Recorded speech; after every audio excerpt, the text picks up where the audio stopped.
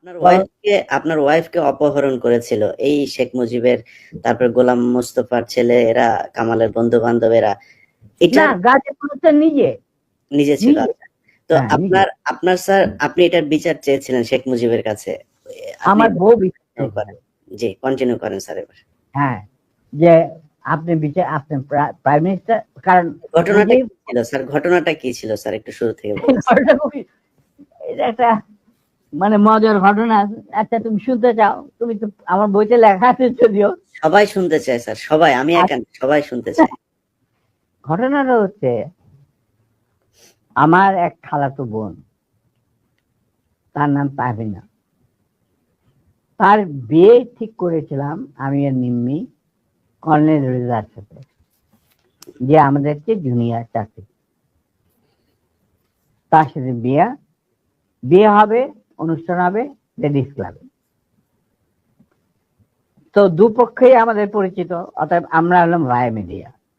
ঠিক আছে, ঠিক আছে। তখন আমরা কি করলাম, সমস্ত অ্যারেঞ্জমেন্ট আমাদের উপরে দায়িত্ব আসলো। তো কাকে রাখি আর কাকে বাদ দেই, এত মানুষের সাথে পরিচিতি। তো আমরা যাই হোক বেশ ভালোই, প্রায় 2-3 হাজার লোকের মতো লোক ইনভাইট করা হলো দুই তরফে। চলছে বিয়ার আসর। তখন আমার একমাত্র শালা, যার নাম বাপ্পি, ও ম্যাকগিল ইউনিভার্সিটিতে পড়তো, ওখান থেকে ছুটিতে আসছে দেশে। He was also present in the ceremony. আমি আর নিমিত দুই পক্ষের মানে হোস্ট বলতে পারো, সবাই দেখাশোনা করছি। বাপ্পি বসে আছে ছেলেদের যেখানে বসার জায়গা সেখানে। তখন লম্বা চুলে একটা ফ্যাশন ছিল আর he has just come from Canada, তো লম্বা চুল, and he had beautiful hair, and he was a handsome man. আমার মতো এত খারাপ চেহারার লোক ছিল না। ওটা অনুষ্ঠানের শেষ হওয়ার আগে বলবো স্যার, জি বলেন। আচ্ছা, তারপর তোমার ও বসেছিল অন্যান্য গেস্টদের সাথে। তার পিছনের রোতে গাজী গোলাম Mustafa and his wife was also invited in that function from the other side, not from our side, মানে ছেলে পক্ষের। বুঝতে পারছি। তো গাজী গোলাম মুস্তফার ছেলেরা আর তার সাঙ্গবঙ্গ পিছনের সিটে, পিছনের রোতে সিটে বসা। তাদের মধ্যে একটা ছেলে বাপ্পির চুল টান দিল পিছন থেকে। তো বাপ্পির পিছনে, ভদ্র মানুষ, বিদেশে থাকে, বিদেশে বড় হয়েছে, পিছনে বললো, কিছু বলে নাই, সামনে আবার ওরা চুল টান দিল। দ্বিতীয়বার টান দেওয়ার পরে বাপ্পি পিছনে তাকে দেখো যে একটা ছেলে হাত সরিয়ে দিল। তখন বলে যে তুমি চুল টান দিয়েছ? হ্যাঁ। বলে কি কেন? আমরা দেখছিলাম যে এত সুন্দর চুল, এটা কি পরচুলা না আসল? আচ্ছা, চিন্তা কর। সে তখন ইউনিভার্সিটিতে পড়ে, আর এই কুচকে ছেলে তখন বোধ হয় স্কুলেও পড়ে না, বা স্কুলে 6-7 ক্লাস হবে। তখন বাপি বলে, বেয়াদব ছেলে, তুমি আর এখানে বসবে না, তুমি অন্য কোথাও গিয়ে বস। ওরা বেরিয়ে চলে গেল। আমরা কিন্তু কিছুই জানি না, মানে আমি আর নিমি এত ব্যস্ত, দুই পক্ষকে দেখাশোনা, খাওয়া দাওয়া চলছে। হঠাৎ দেখলাম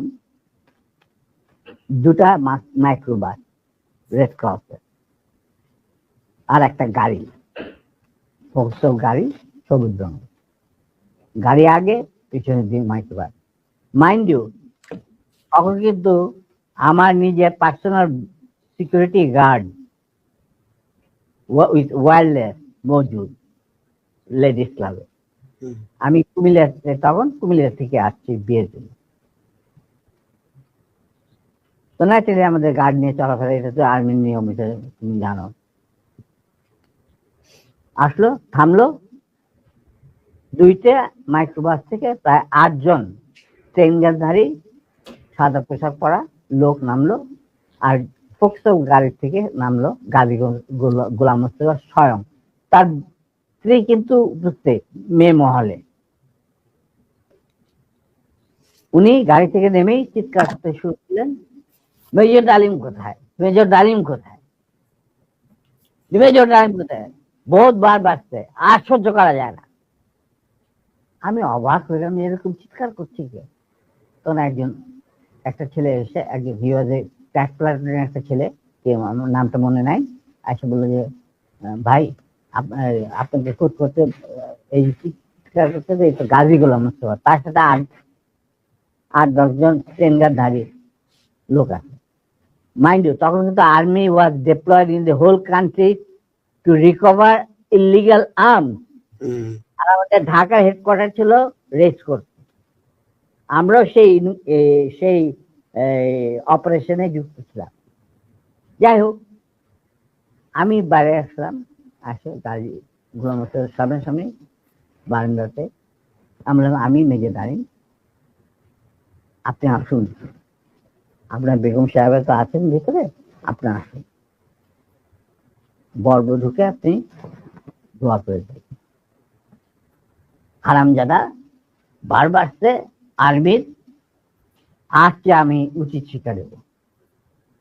আমি দেখলাম আমার চারদিকে ওই ঠেকাইলো প্রায় 4-5 জন মানুষ, আর 4-5 জন দাঁড়িয়ে। আমরা এই দেখি, আমি একজন ট্রেন মানুষ, আমার স্কট আছে ওখানে প্রায় 4-5 জন, ওয়্যারলেস আছে, I can call anyone any time, MP unit, যে ইউনিট দরকার হয়। এই কি অবস্থা, একটা বিয়ে বাড়ির মধ্যে এরকম একটা হুলস্থুল কাণ্ড। আপনি দেখেন কিছুই, কি ব্যাপার কি, আপনি আজকে তো উত্তেজিত করেন, আমি তো জানি না যে এর মধ্যে কি ঘটনা ঘটে। ওখানে ওঠ, উঠা, মাইক্রোবাইস আমাকে ঠেলতে ঠেলতে নিয়ে যাচ্ছে মাইক্রোবাইস। আপনি ব্যাপার কি গাড়িতে, এটা একটা বিয়ে বাড়ি, একটা মেয়ের বিয়ে হচ্ছে, আর আপনি আমাকে বলছেন উঠ, কি আমার কাপড় টাপড় ধরে একটা 4 জন মিলা আমাকে উঠালো। খবর চলে গেল ভিতর অন্য মহলে, নিম্মি আর আমার শাশুড়ি, আমার খালার শাশুড়ি মানে কন্যার মা, উনি বেরিয়ে আসলেন। ওনারা আসলেন, কি ব্যাপার, দেখে যেরকম আমাকে ঠেলাঠেলি করে উঠানো হচ্ছে মাইক্রোবাসে। আমি মাইক্রোবাসে উঠলাম, উঠে দেখি চুল্লু আর আলম নামে 2 জন মুক্তিযোদ্ধা, ক্র্যাক প্লাটুনের সদস্য, তারা ছিল আমার ছোট ভাই স্বপনের সাথে, স্বপন বীর বিক্রম। ওদেরকেও মারতে মারতে মানে রক্ত বের করে ফেলেছে, মুখ দিয়ে রক্ত ঝরছে, আহত অবস্থায় তারাও মাইক্রোবাস। তখন আমার খালাম্মা গাজীকে বললো, গাজী সাহেব আপনি কি করছেন, আমার মেয়ের বিয়ে হচ্ছে, আর তারা বর পক্ষেরও কন্যা পক্ষেরও, কি হয়েছে কি, ওরা তো ব্যস্ত। বলে আমি ওদেরকে উচিত শিক্ষা দেবো, ওকে আমি উচিত শিক্ষা দেবো। তখন আমার স্ত্রী বললো যে আপনি তাকে একা নিয়ে যেতে পারবেন না, আপনি আমাকে সঙ্গে নিয়ে আসবেন। ঠিক আছে চল বলে ওরেও ধাক্কা দিয়ে উঠায় দিল মাইক্রোবাসে। তখন আমার খালা বললেন, কাজী সাহেব আপনি কিন্তু বাড়াবাড়ি করছেন, ঠিক আছে, যেখানে আপনি নিয়ে যেতে চান আমিও যাবো সাথে। কাজী কি স্যার তখন ঢাকা আওয়ামী লীগের সভাপতি নাকি? তখন সে আওয়ামী লীগের সভাপতি নয়, he was also the chairman of the Red Cross। বুঝতে পারলা? শেখ মুজিবের সবচেয়ে প্রিয় লোক সে তখন। সে ঢাকার মধ্যে মানে ঢাকা শহরে সে হলো মুজিবের সবচেয়ে বড় লাঠের সর্দার। অশিক্ষিত মূর্খ মানুষ সাধারণত রেড ক্রসের চেয়ারম্যান হয় না, কিন্তু ওকে বানানো হয় যাতে করে লুটের এই যে রিলিফের মার চুরি চামারি করতে সুবিধা। যাই হোক, সেটা অন্য ব্যাপার। তারপরে আমাদেরকে নিয়ে উনি গাড়ি ঘুরে চললেন প্রথম ফার্ম গেট দিয়ে ভিতরে ঢোকার পরে আমি দেখলাম যে আরে সর্বনাশ, কোথায় চাচ্ছে, লক্ষ্মীবাড়ি ক্যাম্পে নাকি। তখন আমি চিন্তা করছি কি করে। এর মধ্যে আমার খালা আর নিমি নিজেদের শাড়ি ছিঁড়ে চুল্লু আর আলমকে ব্যান্ডেজ করে দিচ্ছে, মানে দেখে দেখে ক্ষত, তার দিকে রক্ত পড়ছিল। আমি হঠাৎ বললাম, গাড়ি থামাও driver. In the meantime Swapan Bapi ওরা কিছু গেস্টকে বোধহয় বাড়িতে পৌঁছে দেওয়ার জন্য নিয়ে গেছিল গাড়ি করে, বা ওদের গাড়ি আসছিল না, দেরি হচ্ছিল কিছু, ওরা উপস্থিত ছিল না। তো আমি বললাম গাড়ি থামা, ড্রাইভার গাড়ি থামা দিল। আমরা তখন আমার আমার আমার আমার গাড়িতে প্রায় 4 জন ট্রেনধারী লোক, তাদের একজনকে বললাম যে তুমি গিয়ে ওই সামনে যে গাড়ি গোলাম মোস্তফা বসে আছেন, কাজী গোলাম মোস্তফা সাহেবকে বলেন নেমে কিনা আসে। Somehow that man with train guard, he got down and went to Gazi. গাজীও তখন স্টপ হয়ে গেছে, যে পিছনে গাড়ি স্টপ হয়ে গেছে। আসে বলছে, ওনাকে বোধহয় বলছে যে আপনাকে উনি ডাকছেন নিজের গাড়ি। গাজী গুলস্তান দরজা খুলে আমাদের মাইক্রোবাসে আসলো।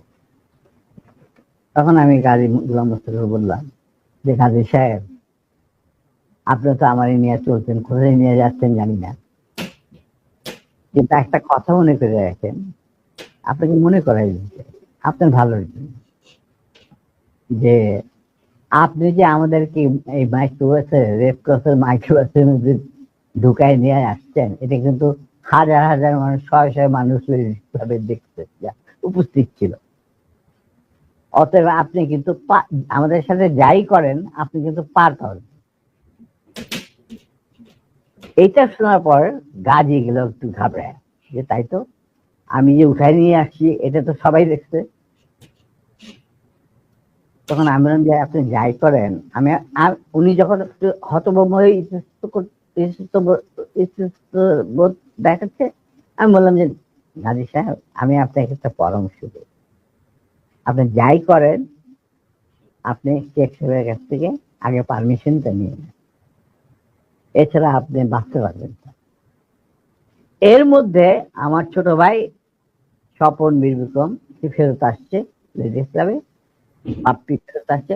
ওরা শুনলো যে এই ঘটনা ঘটছে, ওখান থেকে সোজা স্বপন চলে গেল এমপি ইউনিটে, ঢাকা ক্যান্টনমেন্টে। ওখানে গিয়ে বললো যে এরকম অবস্থা, বিয়ে বাড়ি থেকে কিডন্যাপ করে। এই বিয়েতে কিন্তু জিয়া রহমান উপস্থিত ছিল, শফিলিও উপস্থিত ছিল, খালিদ মোশাররফ, মানে সবাই উপস্থিত ছিল। আচ্ছা, তো ওনার তখন চলে গেছেন। সেদিন কি একটা কি ছবি দেখানোর কথা ছিল, সত্যজিৎ রায়ের যদি মহানগর না কি একটা ছবি, তো ওটা দেখার জন্য সবাই চলে গেছে আগে তাড়াতাড়ি খাওয়া দাওয়া করে। তখন এই খবরটা পাওয়ার পরে the CEO of the MP unit এই খবরটা ব্রিগেড মেস, ইউনিট মেস সবখানে এটা সে জানাই দিল। ইয়াং অফিসাররা লুঙ্গি গেঞ্জি পায়জামা যে যা পরা ছিল সবাই ঢাকা শহরে বের হয়ে আসে। তারা খুঁজতে লাগলো যে আমাদের অ্যাবডাক্টেড অফিসার তার ওয়াইফ কোথায়। আর একদল সোলজার এমপির পাঠানো হলো, যারা ওই অবৈধ অস্ত্র কালেকশনে ডিপ্লয় ছিল, গাজীর বাড়িতে যাদের পাইছে সবাই বন্দুকেরা নিয়ে আসছে রেস্ট মজা। আমি কিন্তু এগুলো কিছু জানি না। গাজী তখন আমার কথা শোনার পর ও ওটা কিছু চিন্তা করলো, চিন্তা করার পরে দেখলাম যে উনি লক্ষ্মীবেনের দিকে না গিয়ে 32 নম্বরের দিকে যাচ্ছে, কলাবাগানের। আমি বললাম যে আলহামদুলিল্লাহ। তখন 32 নম্বরে গার্ড রেজিমেন্ট ছিল, ফার্স্ট ফিল্ড রেজিমেন্ট, যেটা আমার হাতে করা। তারা গার্ড দিচ্ছিল প্রাইম মিনিস্টারের বাড়ি, আমার জানা আছে। তো গাড়ি চললো, আমরা পিছিয়ে পিছিয়ে চললাম আবার কাফেলা। কাফেলাকে গাজী 32 নম্বরের গেটের ভিতরে ঢুকতে না দিয়ে বাইরে খাড়া করায়, স্টপ করার পর গাজী তার গাড়ি নিয়ে ভিতরে চলে যায়। আমরা ওখানে থাকলাম। ইতিমধ্যে যখন এরকম সারা আর্মি ডিপ্লয়মেন্ট যারা ডিপ্লয়েড ছিল তারা যখন গাড়ির পরিবার ধরে নিয়ে আসছে আর সবখানে ব্যারিকেড দিয়ে চেক করা হচ্ছে প্রত্যেকটা গাড়ি যে আমাদের মিসিং অফিসার তার স্ত্রী কোথায় আছে কিনা, যাতে ঢাকার বাইরে না যেতে পারে। এই হুলস্থুল চলছে। আমাদের তখন রেসকোর্সের কমান্ডার ছিলেন major movement, CO first lancer. তো উনি মেজর মুভমেন্ট ছিলেন অপারেশন ইনচার্জ, পরে লেফটেন্যান্ট কর্নেল। আচ্ছা, যাই হোক, তখন আমরা বললাম যে গাড়ি ভিতরে গেল কি বলবে। ঠিক সেই সময় দেখলাম একটা সাদা টয়টা গাড়ি আসলো, ড্রাইভিং সিটে বসা স্বপন, পাশে বসা আমার বোনের জামাই লিটু, আবুল খায়ের লিটু, যে নাকি বেঙ্গল গ্রুপের মালিক, বিরাট ধনী ব্যবসায়ী। ওই সালমান রহমান তোমানের সাথে সবাই একটা। যাই হোক, ওরা দুজন আর এসপি মাহবুব সঙ্গে। এসপি মাহবুব ছিল মুজিবের খুবই বিশ্বস্ত একজন কিলার, মানে তাকে দিয়ে সমস্ত এই মানুষ মারা টারা হতো আর কি। ঢাকা জেলার SP SP Mahbub, not major. He was given during the war he was given rank of a captain. Mahbub was a good friend of mine, and anyway, ওদের গাড়ি যখন আসলো আর গাড়ি থেকে পরে আমি এই গল্প মাহবুবের কাছে শুনছি যে স্বপন এই ক্যান্টনমেন্টে জানানোর পর সে চলে গেল মাহবুবের বাসা। মাহবুবের কিন্তু সেই বিয়েতে আসার কথা। তো সে ওয়্যারলেসে জানাইছে যে আমি মানিকগঞ্জ থেকে ফিরছি, খুব সহসাই আমি বিয়ে বাড়িতে আসছি, এটা আমার দেরি হবে। তো স্বপন চলে গেছে তার বাসায়। সে থাকতো মিন্টন রোডে, মানে ক্লাস 1 গ্যাজেটেড অফিসারদের জন্য একটা এনক্লেভ আছে, তুমি হয়তো জানো, দেখেছো কিনা জানি না। তখন বাংলো ছিল, এখন বোধহয় মাল্টি ফ্ল্যাট, ওই ইন্টারকনের সাথে। তো সেখানে মাহবুব থাকতো। তো ফ্ল্যাটে লিটু আর স্বপন গিয়ে উপস্থিত হয়েছে। ঠিক সেই মুহূর্তে Mahbub was getting ready to come to marriage ceremony. মানিকগঞ্জ থেকে ফিরে আসছে। উপরে এটা দেখা যায় মাহবুব কাপড় টাপড় পরতে, চুল আছে। তখন লিটু আর স্বপনকে দেখে বললো যে কি ব্যাপার, তোমরা এখানে কেন? আমি তো আসছি, আমি তো বলছি তোমাদের জানাইছে, আমার অফিস থেকে জানানো হয়েছে, জানানো হয়নি যে আমি দেরি হবে মানিকগঞ্জ। হ্যাঁ, কিন্তু মাহবুব এক ঘটনা ঘটছে। বলে কি ঘটনা? যে নিম্মি আর ডালিমকে উঠায় নিয়ে গেছে গাজীর গরম বিয়ে বাড়ি থেকে। কোথায় নিয়ে গেছে, কি হয়েছে জানি না, তবে তার পরিবারের সবাই এখন অ্যারেস্ট করা হয়েছে। তারা সব ওই সারদী উদ্যানে আছে, মানে রেস্ট করছে। আর্মি সারা ঢাকা শহরে ছড়ায় পড়ছে। তার প্রত্যেকটা গাড়ি চেক করতেছে যে looking for the missing officer and abducted officer and his wife. মাহবুবকে চাই নাকি? এটা তো সাংঘাতিক কথা। গাড়িতে তো বিশ্বাস করা যায় না বলে সে রেড টেলিফোন করতে, মানে হাত দিতে গেছে, রেড টেলিফোন বেজে উঠছে। কে? শেখ মুজিব। ফোন মাহবুব।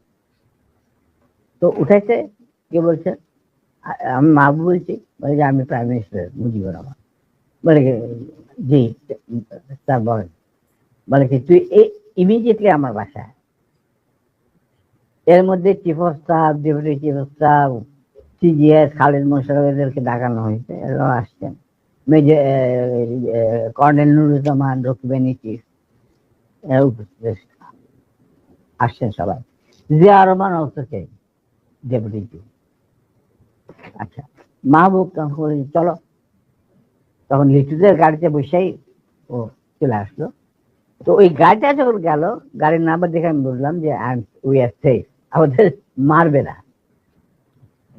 কারণ এরা যখন এসে উপস্থিত হয়েছে, তার মানে সিঙ্গেল বিয়াতা কন্ট্রোল। আর সারা দেশে কি হচ্ছে এগুলো কিন্তু জানি না, মানে সারা ঢাকা শহরে। তখন গেটের সামনে থামলো, ওটা থেকে মাহবুব নামলো, স্বপনা লিটু গাড়ি নিয়ে দূরে গিয়ে সামনে ব্রিজের কাছে থামলো, গাছের ছায়া নিচ্ছে। আমরা যে মাইক্রো বাসটা আসছি ওটা কিন্তু ওরা জানে না। মাহবুব চলে গেল ভিতরে। ইন্ডিমিনটা আমি চিন্তা করছি যে আমি কি করব, কি করা উচিত। আমার ফার্স্ট ফিল্ডের রেজিমেন্টের লোকেরা মুজিবের গার্ড রেজিমেন্ট হিসেবে তখন নিয়ে যেত। আমি যদি একটা আওয়াজ দেই তখন তো তারা সমস্ত ব্যারেল ঘুরাই দেবে। কিন্তু এর মধ্যে একটা ক্রস ফায়ারের সিচুয়েশনে কে মরবে কে বাঁধবে, এটাও তো একটা সমস্যা। এটা বোধহয় ঠিক হবে না। যেহেতু মাহবুব ভিতরে গেছে, লেটস সি হোয়াট হ্যাপেন। কিছুক্ষণের মধ্যেই মাহবুব, আমি দেখলাম যে মাহবুব না, শেখ কামাল, রেহানা, তারপরে শেখ জামাল, বেগম মুজিব নিচে গেটের বাইরে এসে আমাদেরকে খালাম্মা টালাম্মা চলার অসুবিধা, মানে রক্তাক্ত চুল্লু, ওরা দেখে তো ওরা ঘাবড়ে গেছে। তারপরে নিম্মির অবস্থা, তো ভিতর নিয়ে আমাদের ভিতর নিয়ে গেল। তখন ভিতর না যাওয়ার দেখলাম সিটিং রুমে প্রথম আমাকে ডাকলেন মুজিবুর রহমান আর আমার নিম্মিকে। তো রেহানারা সব ওখানে দাঁড়ায় রইল, মিসেস মুজিব দাঁড়ায় রইলেন, আমরা ভিতরে গেলাম। গিয়ে দেখে সব মজলিস বসে আছে, chief of staff, deputy chief staff, CGS and all. তখন এর মধ্যে গাজী গণহত্যার বাসা থেকে ফোন আসছে প্রাইম মিনিস্টারের কাছে যে বাড়ির সবাই ধরে নিয়ে গেছে আর্মি। যতক্ষণ পর্যন্ত আমাদের অফিসার লেডি ওয়াইফকে না পাওয়া যাবে আমরা কাউকে ছাড়বো। আর ওই গার্মেন্ট 17 জন যে গার্মেন্ট গেছিল মাইক্রোবাসে, এই খবর শুনা গাজীরও মুখ শুকায় গেছে, মুজিবুর রহমানেরও মুখ শুকায় গেছে, যার জন্য এই সবাইকে ডেকে নিয়ে আসছে, জিয়া রহমান, শফিউল্লাহ, খালিদ মোশাররফ। আচ্ছা, তো মুরলী বুদ্ধি আর কি।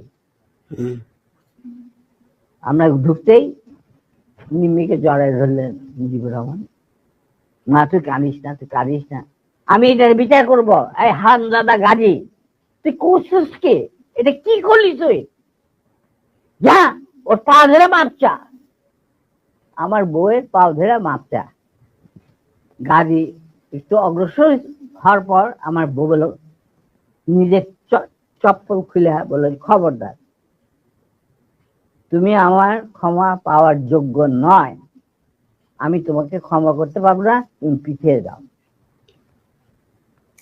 মুজিব আর বাকিরা তো সব চুপ করে বসে, আমি চুপ করে দাঁড়িয়ে। তখন বলতেছে মা, আবার মুজিব আমার বউ নিম্মির জ্বরে ধরে বললো, মা আমি এর উপযুক্ত বিচার করব, তুই আমার ভরসা রাখ। তখন আমার বউ বলছিল, নিম্মি বলছিল যে চাচা, যাদের রক্তের উপরে আপনি আজ দেশের প্রধানমন্ত্রী, তাদেরই আজকে রক্ত ঝরাটা স্বাধীন দেশে গাজীর মতো একটা কম্বল চোরের হাতে। এর বিচার আপনি কি করবেন? আমি বিচারের মামলা, আল্লাহ তার বিচার করবে, আমি আপনার কাছে কোনো বিচার চাই না। তখন আবার মুজিব বেগম মুজিব ওদেরকে উপরে নিয়ে যা। তখন অফিসারকে উপরে নিয়ে বোধহয় নাস্তা টাস্তা কি জানে না। এরপর আমরা বলি এক কাম কর, শফিলা তুমি ওই আর্মি কন্ট্রোলে ফোন করে মোমিনরে বলো গাড়ির পরিবারে ছেড়ে যাবে। তো শফিলা পিক আপ দি ফোন, রেড ফোন করলাম মেজর মোমেনকে। মেজর মোমেন বললেন, স্যার আই এম সরি,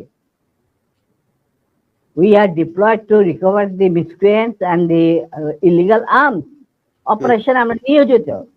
আমি কিভাবে একজন 17 জন অস্ত্রধারীকে ছেড়ে দিতে পারি?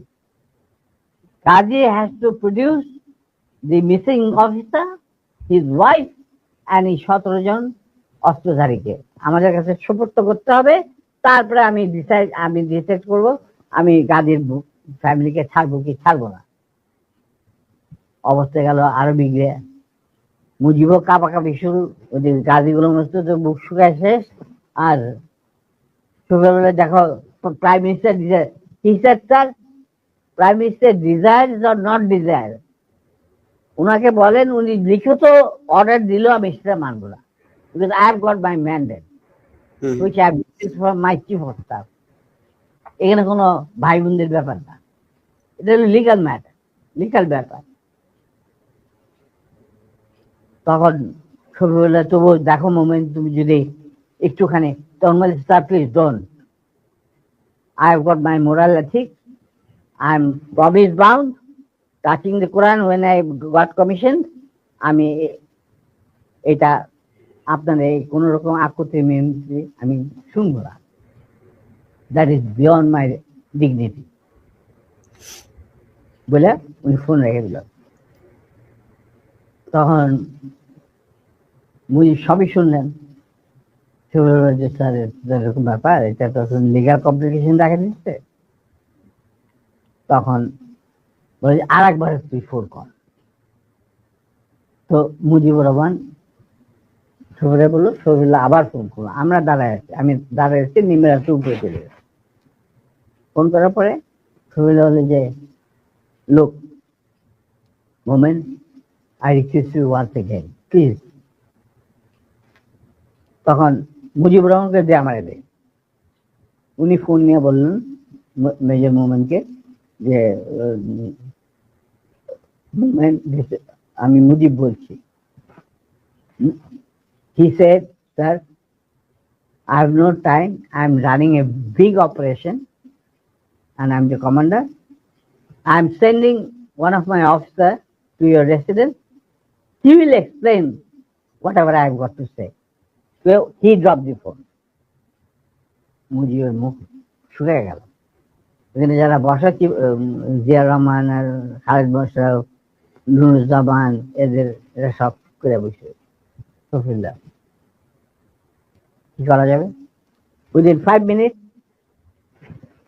Captain Shahid arrived. He was from cavalry and he was a friend of mine during the student days. আমরা একসাথে কন্টেম্পোরারি ইউনিভার্সিটিতে ছিলাম আর কি। ও হলো তোমার বলে এটা লালবাগের ছেলে, আমরা ছিলাম মালিবাগ। যাই হোক, সরি, ও আমরা দোস্ত মানে বন্ধু। তো captain he was a repatriated officer anyway. তো শহীদ আসছে, আসার পরে তখন মুজিবুর রহমানের এবং আদালতের সামনে শহীদ বলেছে, sir I have been ordered to come and convey the message loud and clear to you that it is a legal matter. Ghazi has violated the Prime Minister's order on which army has been deployed over the whole country, and he had abducted an officer in uniform and his wife while he himself is engaged in this operation along with 17 gunmen in the Red Cross microbus. Now, যেহেতু আমরা diploid আছি to recover the illegal arms, the commander said, no way, Ghazi and this 17 people has to be surrender to him, and then legal proceedings will start according to the law. হুম হুম। দেশে emergency চলছে, আমাদেরকে prime minister খুব ঝুঁকিপূর্ণ দায়িত্ব দিয়েছেন, আমরা আমাদের যথাসাধ্য চেষ্টা করে যাচ্ছি। তখন বলে স্যার আমার আর কিছু বলার নেই, আপনার যদি কিছু বলার থাকে আমাকে বলা হয়েছে শুনে আমাদের কমান্ডারকে জানানো। না ঠিক আছে, তুমি যাও বাবা। তো শহীদ চলে গেল। এরপর শেখ মুজিব আমাকে বললো তুই মাফ করে দে। আমি বললাম, স্যার আমি তো বললাম। স্যার শেখ মুজিবকে কাউকে বোধহয় আপনি টাপনি মানে অফিসিয়াল কোনো এগুলি মানতো না না। না, আমাকে তুই করে বলতো, কারণ আমার একটা পারিবারিক সম্পর্ক ছিল তো। না উনি তো মাহবুবকেও তুই করে বলতো, গোলাম মোস্তফাকেও তুই করে বলতো, শফিউল্লাহকেও তুই। আমি জানি না, কিন্তু আমাকে উনি তুই করে বলতেন। আমি তো ওর বাড়ি থেকে যে কোনো সময় গিয়ে ডাকতে যাইতাম, খাবার খাইতাম বসে। কই মাছ পছন্দ করতেন, ওই ওনার চৌবাচ্চায় সবসময় বড় বড় কই মাছ থাকতো, আলাদা খাইতাম, চলন বিলে কই মাছ, কোনো অসুবিধা নেই। আমার তো গতিবিধি ছিল খুবই খোলা, মানে আমি যে কোনো সময় যাইতে পারতাম, যে কোনো সময় ডাকলেই চলে যেতাম। উনি প্রায় ডাকতেন আমাকে আর্মির খবর না জন্য। জি স্যার। তো এখন উনি বললেন ঠিক আছে দাঁড়েন, যা আমি বিচার করব। আমি স্যার ভেরি গুড। তো এই আমার গাড়ি বাইক করে ওরা বাসায় পৌঁছে দিয়ে, ওরা নিবে এদেরকে বাসায় পৌঁছে, মানে মার্সিডিজ। আমি স্যার নট নিডেড, বাইরে স্বপন আছে, আরো 2-4 দিনের মধ্যে আসে পড়তে, গাড়ির কোনো অভাব নাই, আমরা চলে যাব, আপনার গাড়ি দেওয়ার দরকার নেই। বলে কেন, শোনো এক রাত আই গাড়িগুলো আরামদাদা তুই যাবি এদের সাথে বিহার, বাকি কাজ যে সম্পূর্ণ হয় নাই সেটা সম্পূর্ণ করার সম্পাদন করার জন্য। নিমি বলল খবরদার তুমি আর লেডিস ক্লাবে ঢুকার তোমার কোনো অধিকার নাই, তুমি সেটা লস, তুমি যাবে না, ইউ উইল নট গো। তখন চুপ, তোমরা চলে যাই। আমরা চলে আসলাম। আসার পরে কন্যা সম্প্রদানে যে বাকি কতগুলি থাকে না রকম রকম, ওই সমস্ত সম্প্রদান করা হইলো। এরপরে 2 দিন পরে আমি কুমিল্লায় ফিরে চলে আসবো। হঠাৎ শেখ মুজিবুর রহমান সাহেব ডাকলেন চিফ অফ স্টাফ শফিউল্লাহকে। ডাকার পরে কি কথা ছিল জানি না, উনি ফেরত এসে বললেন যে Dalim, you can go back to Comilla now, you to তোমার তোমার একটা তোমার এই তোমার নিমের ঘটনাকে নিয়ে, এর মধ্যে তো অনেক গোলমাল হয়েছে, এটা আমার বইটা আছে যে কি অবস্থা আর্মির মধ্যে উত্তেজনা না, অল দিস থিংস, এগুলো আমি ডিটেলসে যাচ্ছি না। উনি বললেন যে একটা কোর্ট অফ ইনকোয়ারি করতে হবে। আজব ব্যাপার, দোষ করলো গাজী, কোর্ট অফ ইনকোয়ারি হচ্ছে আমার। তা আমি বললাম যে ঠিক আছে স্যার, কোর্ট অফ ইনকোয়ারি করতে করেন। তা আমার কুমিল্লায় যাওয়া বন্ধ হলো। এরপরে আর আমার কুমিল্লায় যাওয়া হয়নি। উনি কি করলেন, হঠাৎ একদিন, না এরপরে আমি কুমিল্লাতে ফেরত চলে গেলাম কোর্ট অফ ইনকোয়ারি শেষে। কুমিল্লায় থাকা অবস্থায় হঠাৎ একদিন ঢাকা থেকে ফোন আসলো যে 13 জন না অফিসারকে আর্মি থেকে বাদ দেওয়া হয়েছে। ইনিশিয়ালি 65 জন অফিসারকে এনলিস্ট করা হয়েছে, আর প্রথম যে 7 জন অফিসার লিস্ট বাড়িয়েছে পিও 9, প্রেসিডেন্সিয়াল অর্ডার 9 একটা ছিল তখন। কোনো কারণ দর্শনের বেঁচে রেখে আপনি যে prime minister was entitle to sack anyone from the service, এবং সংসদ সদস্যদেরকেও। হ্যাঁ। তো P1 এটাকে বলা হয়তো প্রেসিডেন্সিয়াল অর্ডার নাম্বার 9, পিও 9।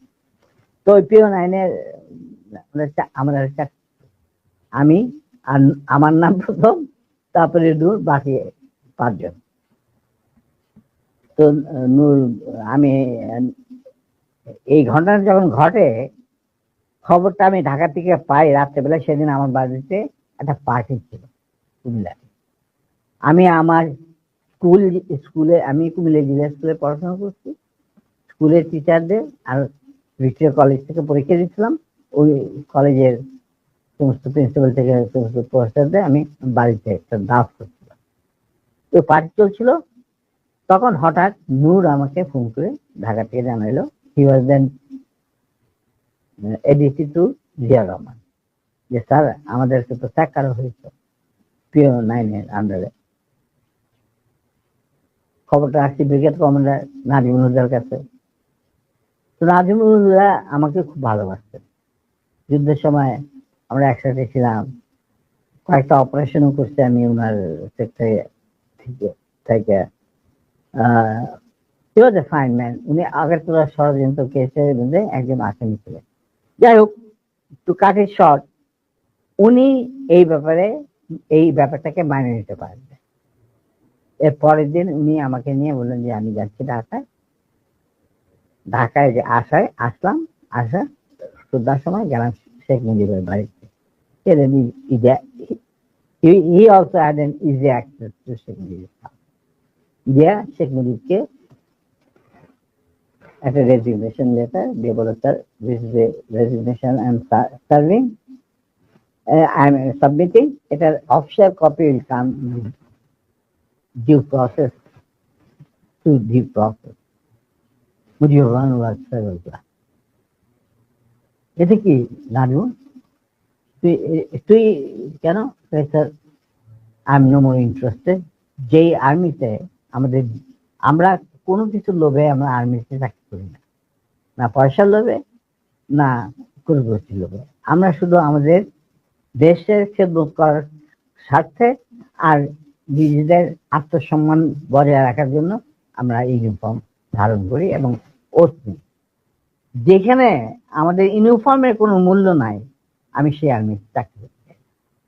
যদি আপনি আমার অনেক কাছের লোক, তবে আপনার প্রতি আমাদের শ্রদ্ধা থাকবে। এদের যদি আপনি চাকরি থেকে বাদ দেন, আমি সে জায়গায় চাকরি করতে না। You become very emotional. তোরা খালি তোদের দিক দেখো, আমার দিকটা কেউ দেখে না।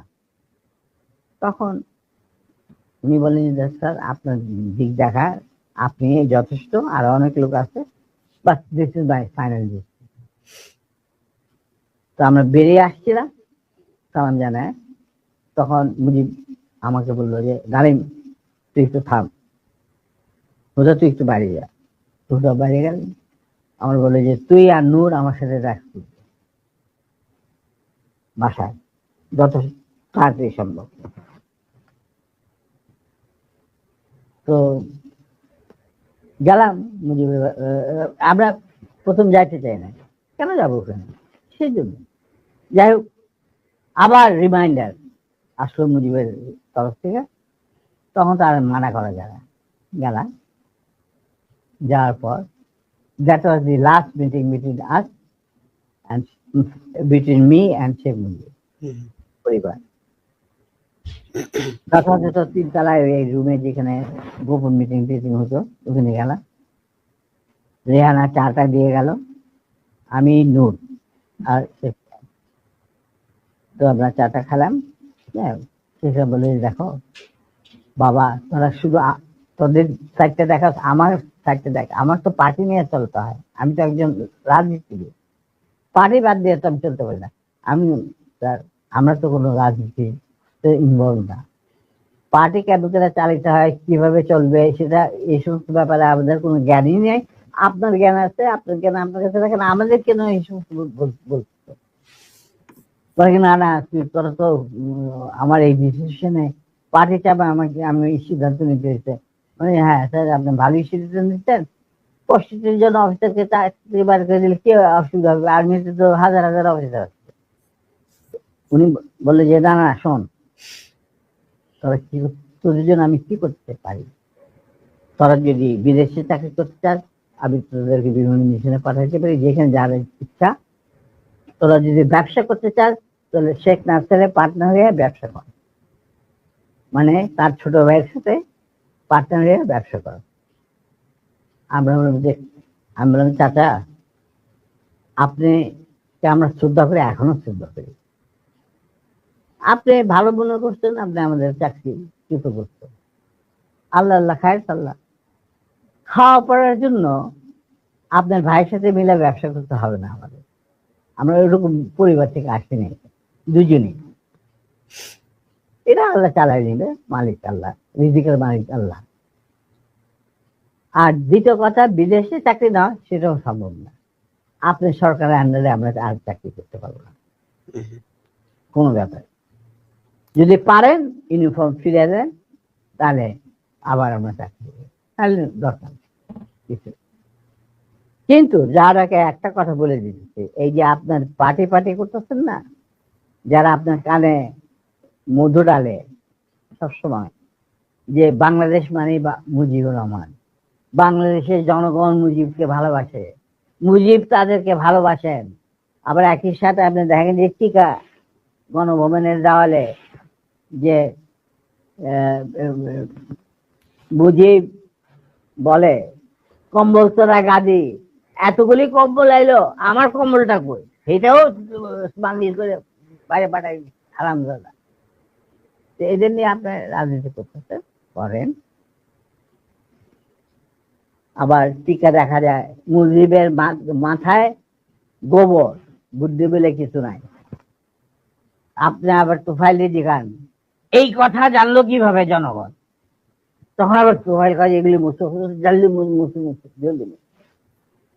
চাচা, এই যে টাটার দল আপনার ঘিরে রাখছে, আপনি জানেন না, আপনি আজকে 71-এর আগে যে মুজিব আপনি ছিলেন, সেই মুজিব আজকে আপনি না। আপনাকে জনগণ কতটা যে ঘৃণা করে, আপনি যে জনগণ কত দূরে চলে গেছেন। আমরা মাঠে ময়দানে কাজ করি, আমরা জানি দিন একদিন আসবে, তারা